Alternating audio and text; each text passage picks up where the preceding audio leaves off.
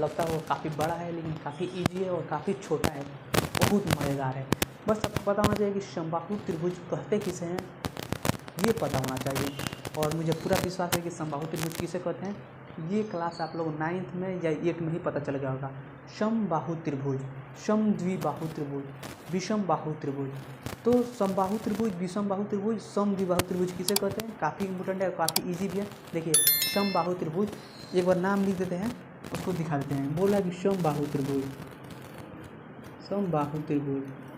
देखिए सम माने क्या होता है, बराबर, अब बाहु माने होता है भुजा, माने जिसका, अब त्रिभुज कितने भुजा से बनता है ये डिपेंड करता है ना। त्रिभुज यहाँ पर बोला समबाहु त्रिभुज बोला है, त्रिभुज कितने भुजा से बनता है, 3 भुजाओं से। तो वैसे त्रिभुज जिसका तीनों भुजा आपस में क्या हो, बराबर हो, उसी को हम बोलते हैं समबाहु त्रिभुज। वह त्रिभुज जिसका तीनों भुजा आपस में क्या हो, बराबर हो, यानी सम माने बराबर हो, बाहु माने भुजा, कौन कितने, तो 3 भुजा। क्यों, क्योंकि त्रिभुज में कितना भुजा होता है, 3 भुजा होता है। ये है काफ़ी ईजी जी। और हम जब किसी डिफिनेशन को याद कराने लगे तो एकदम उसके जड़ से माने हेडिंग से डिफिनेशन निकालते हैं। ना हो विश्वास तो फिजिक्स की क्लास देख लीजिएगा, आपको पता चल जाएगा क्या चीज़ हूँ मैं।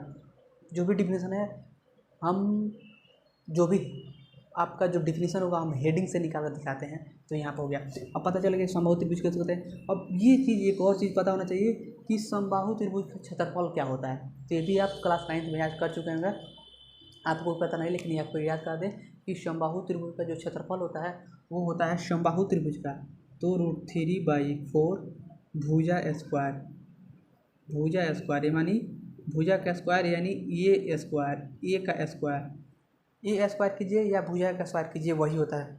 तो ये होता है आपका, काफ़ी इजी चीज़ है।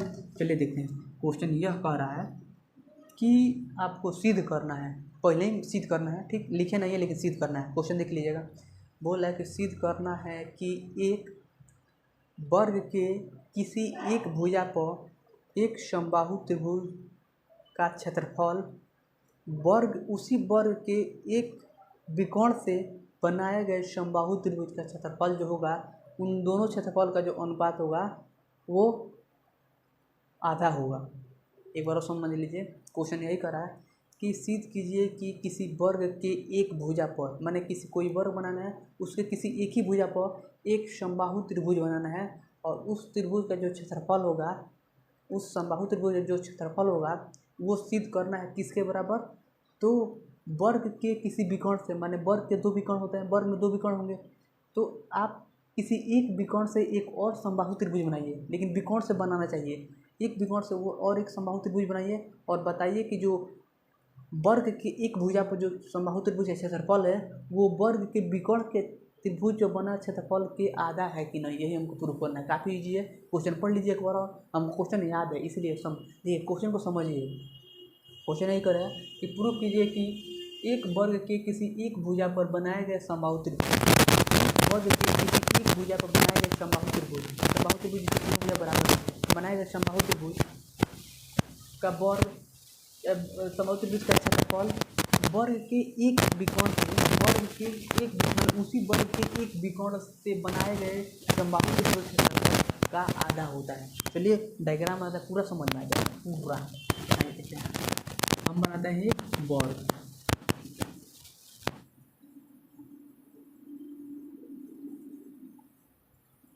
ये हो गया आपका वर्ग।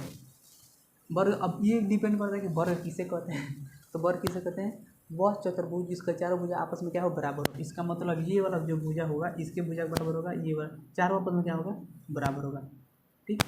और ये एक भुजा को ए स्क्वायर, मतलब ये क्या है, ए है, लंबाई को हम लोग क्या बोलते हैं, ए बोलते हैं, चौड़ाई को भी क्या बोलते हैं, ए बोलते हैं, इसलिए जो वर्ग का क्षेत्रफल होता है वो आपका ए स्क्वायर हो जाता है। देखिए आप बोलेंगे ए यहाँ पर भी लिखेंगे, ए यहाँ पर भी बोलेंगे, लेकिन ये फिर से आपका क्या हो जाएगा, चौड़ाई हो जाएगा, ये आपका क्या हो जाएगा, लंबाई हो जाएगा।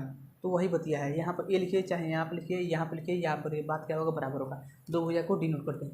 अब देखिए बोल रहा था किसी एक भुजा को, तो मान लीजिए ये भी आपका क्या है, ए है, और ये भी आपका क्या है, ए है, क्योंकि वर्ग के चारों भुजा आपस में क्या बराबर होता है, इसलिए ए सारे भुजा को दे दिए। देखिए किसी एक भुजा को समबाहु त्रिभुज बनाना है, तो चलिए एक ये वाला भुजा को हम लोग क्या करते हैं, समबाहु त्रिभुज बनाते हैं। इसका नाम पढ़ देते हैं A B C D, नाम दे दिए। अब इसके एक भुजा को माने ए बी भुजा को हम वर्ग बना रहे हैं, समबाहु त्रिभुज बना रहे हैं, समबाहु त्रिभुज ये बना दिए। ए बी भुजा को समबाहु त्रिभुज, इसका नाम दे देते हैं क्या, ई दे देते हैं ई।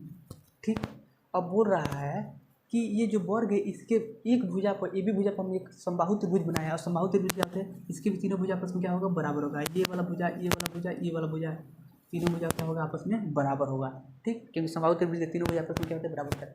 अब बोला कि एक विकर्ण बनाए, अब उसी वर्ग में एक विकर्ण से, अब विकर्ण कितने हैं, 2 है, एक आपका सी बी विकर्ण है और एक आपका है ए डी विकर्ण है। तो चलिए एक विकर्ण और लेते हैं और इस विकर्ण को हम लोग यहाँ से कर देते हैं। चलिए जहाँ बनाना चाहते हैं इसको हम ये वाला विकर्ण लेते हैं। ठीक, ये वाला विकर्ण मिला देते हैं। ठीक, और इससे भी क्या करना है, एक समबाहु त्रिभुज बनाना है। तो जब समबाहु त्रिभुज बनाएंगे तो कैसे बनाएंगे,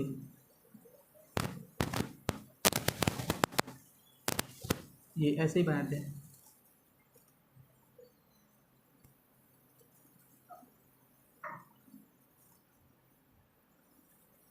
यहाँ पर आपका ए है, ठीक, और यहाँ से याद रखिएगा बोला था विकर्ण से भी, जो विकर्ण लेंगे उससे भी एक समबाहु त्रिभुज बनाना है, उससे भी क्या करना है, एक समबाहु त्रिभुज बनाना है। इसका नाम हम क्या देते हैं, यहाँ पर एफ देते हैं। याद रखिएगा कि जो विकर्ण लेके उस विकर्ण से भी एक समबाहु त्रिभुज बनाना है, और आपको यह बताना है कि जो ये छोटा वाला त्रिभुज, जो समबाहु त्रिभुज जो क्षेत्रफल होगा, ये विकर्ण से बने गए क्षेत्रफल के आधा है कि नहीं, यही हमको देखना है। और ये भी आपका क्या है, समबाहु त्रिभुज ही है, माने ये भी तीनों भुजा पर क्या होगा, बराबर होगा। यही डायग्राम है, काफ़ी ज़्यादा ईजी है। अब यहाँ पर सॉल्यूशन है, सॉल्यूशन यही है कि सबसे पहले दिया हुआ में ये चीज़ दिया, सबसे पहले दिया हुआ में यही है कि एक आपको वर्ग दिया है, तो आप दिया हुआ में लिख लीजिए।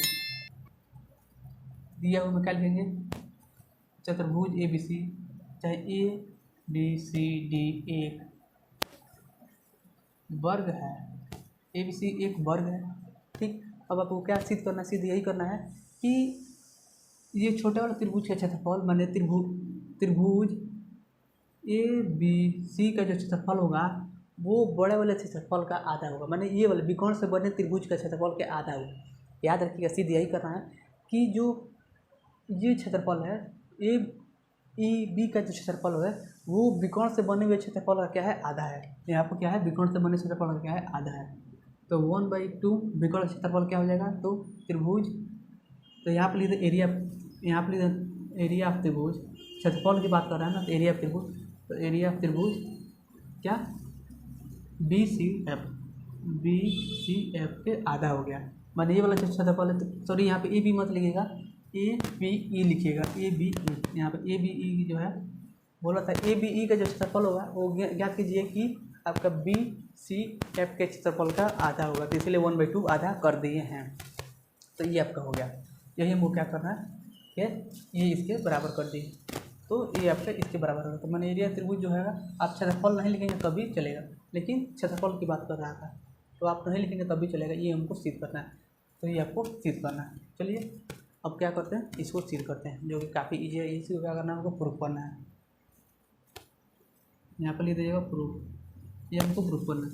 अब देखिए सॉल्यूशन लिखेंगे, सॉल्यूशन में सबसे पहले जानते हैं क्या, कि हम जानते हैं कि पहले कि वर्ग का क्षेत्रफल क्या होगा, चाहे आपको समबाहु त्रिभुज का क्षेत्रफल क्या होता है ये जानना जरूरी है। तो वर्ग का क्षेत्रफल जानते हैं ए स्क्वायर होता है। अब बताइए कि ये वाला ए भुजा है, और जानते हैं कि समबाहु त्रिभुज का तीनों भुजा पर क्या होता है, बराबर होता है। समबाहु त्रिभुज के तीनों भुजा पर क्या होता है, बराबर होते हैं कि नहीं। तो ये वाला भुजा क्या है आपका ए है, तो ये भी आपका क्या हो जाएगा, ए हो जाएगा, ये भी आपका क्या हो जाएगा, ए हो जाएगा, हुआ कि नहीं।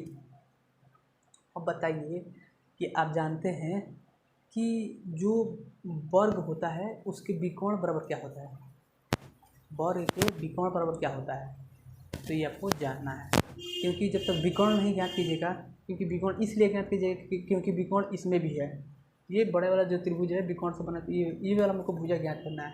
तो आप जानते हैं कि जो विकर्ण होता है सीधे इसका जो होता है √2a हो जाएगा, यहाँ से क्या हो जाएगा, √2a हो जाएगा। विकर्ण बराबर क्या होता है, √2a। समझ में आ रहा है ना। वर्ग का विकर्ण जो होता है √2a होता है। अब देखिए और अब देखिए यही चीज़ है।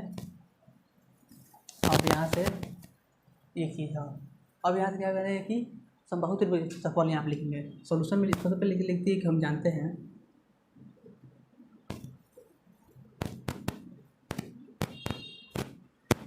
क्या जानते हैं भाई, जानते यही है कि समबाहु त्रिभुज क्षेत्रफल, समबाहु त्रिभुज का क्षेत्रफल क्या होता है 1/√3/4 भुजा स्क्वायर का भुजा स्क्वायर यही होता है। क्या होता है? यही होता है। समबाहु त्रिभुज क्षेत्रफल क्या होता है? ये होता है। तो हम चलते हैं त्रिभुज, चूँकि त्रिभुज ABE, ये वाला त्रिभुज बोलते हैं ABE बराबर क्या हो जाएगा आपका √3/4 भुजा स्क्वायर, मैंने भुजा क्या है? ए है, एक ही भुजा है, तीनों का भुजा क्या है? ए है, तो इसीलिए ए का स्क्वायर हो जाएगा। इसको मान लेंगे क्वेश्चन 1। अब चूँकि त्रिभुज आप किस में चलेंगे? BCF में, BCF। अब इसका क्या हो जाएगा? √3/4। अब देखिए आपको पता है कि ये वाला भुजा का वैल्यू पता नहीं है, लेकिन इसीलिए विकर्ण का वैल्यू हमको पता क्या आपका √2a, विकर्ण तो होता है √2a हो गया। जब विकर्ण आपका √2a हो गया तो आप जानते हैं कि ये समबाहु त्रिभुज है, और समबाहु त्रिभुज के तीनों भुजा क्या आपस में बराबर है। इसका मतलब ये वाला भुजा, तो ये भी भुजा आपका √2a हो जाएगा, ये भी भुजा आपका √2a होगा। माने एक भुजा √2 है तो तीनों भुजा क्या होगा? √2a ही होगा। क्यों होगा? क्योंकि समबाहु त्रिभुज जो होते हैं तीनों भुजा आपस में क्या होता है? बराबर होता है। तो इसीलिए यहाँ पर हो जाएगा √2a का होल स्क्वायर, क्योंकि ये आपका फॉर्मूला है भुजा का स्क्वायर। तो भुजा क्या है? √2a का होल स्क्वायर। इसको मान लेंगे क्वेश्चन 2। ठीक, मान लिए। अब चलता है चूँकि त्रिभुज एरिया ऑफ त्रिभुज ABC का क्षेत्रफल, तो एरिया ऑफ त्रिभुज ABE का क्षेत्रफल जो होगा वो किसके बराबर करना है हमको? बटा एरिया ऑफ त्रिभुज BCF का क्षेत्रफल। दोनों के क्षेत्रफल बराबर कर देंगे तो बॉटम हो जाएगा। बॉटम होगा तो क्या हो जाएगा? √3/4a स्क्वायर बटा √3/4 यहाँ पर। अब √2 का स्क्वायर कितना हो जाएगा? 2 हो जाएगा। √2 का स्क्वायर कितना हो जाएगा? 2 हो जाएगा। ए का स्क्वायर क्या हो जाएगा? ए स्क्वायर हो जाएगा। तो हो गया। अब आप देख रहे हैं कि √3/4 से √3/4 खत्म हो गया, ए स्क्वायर से ए स्क्वायर खत्म हो गया, क्या बचा? 2 बचा। क्या बचा? 2 बचा। तो यहाँ पर लिख देते हैं एरिया ऑफ त्रिभुज ABE बराबर एरिया ऑफ त्रिभुज BCF कितना है? तो 1/2 है, क्योंकि ऊपर क्या है? 1 बचा है, नीचे क्या है? 2 बचा है। यहाँ पर 2 बचा है, क्योंकि 2 का जब √2 का स्क्वायर करेंगे क्या हो जाएगा? 2 हो जाएगा। ए का स्क्वायर करेंगे तो ए स्क्वायर से ए स्क्वायर खत्म, √3/4 से, तो √3/4 खत्म, 1/2 बच गया, 1/2 बच गया। अब यहाँ से एरिया ऑफ त्रिभुज ABC बराबर क्या लिख देते हैं? 1/2 गुणे एरिया ऑफ त्रिभुज BCF। हमको यही ज्ञात करना था, यहाँ पर एरिया ऑफ त्रिभुज लिख सकते हैं, हमको यही ज्ञात करना। देख सकते हैं एरिया ऑफ त्रिभुज ABC, एरिया ऑफ त्रिभुज ABE, सॉरी ABE यहाँ पर होगा, यहाँ पर E है। ABE बराबर क्या हो जाएगा? 1/2 आधा एरिया ऑफ त्रिभुज BCF, एरिया ऑफ त्रिभुज BCF। यही हमको ज्ञात करना था, जो काफ़ी ईजी है, काफ़ी मज़ेदार भी है। क्वेश्चन को समझिएगा, आसानी से कर लीजिएगा। बस इसमें समझना था कि जो समबाहु त्रिभुज होता है, समबाहु त्रिभुज का जो वर्ग होता है, चाहे एक भुजा होता है, अगर 1 सेंटीमीटर दूसरा भुजा कितना होगा, तो सब भुजा आपस में बराबर होते हैं, तो सब भुजा का मान भी क्या होगा? आपस में बराबर होगा।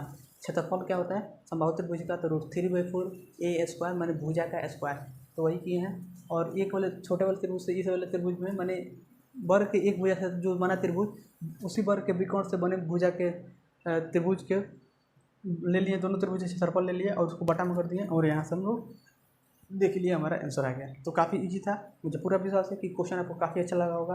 अगर वीडियो अच्छा लगा हो तो लाइक कीजिए, कमेंट कीजिए, शेयर कीजिए और चैनल को सब्सक्राइब करना नहीं भूलिएगा। धन्यवाद।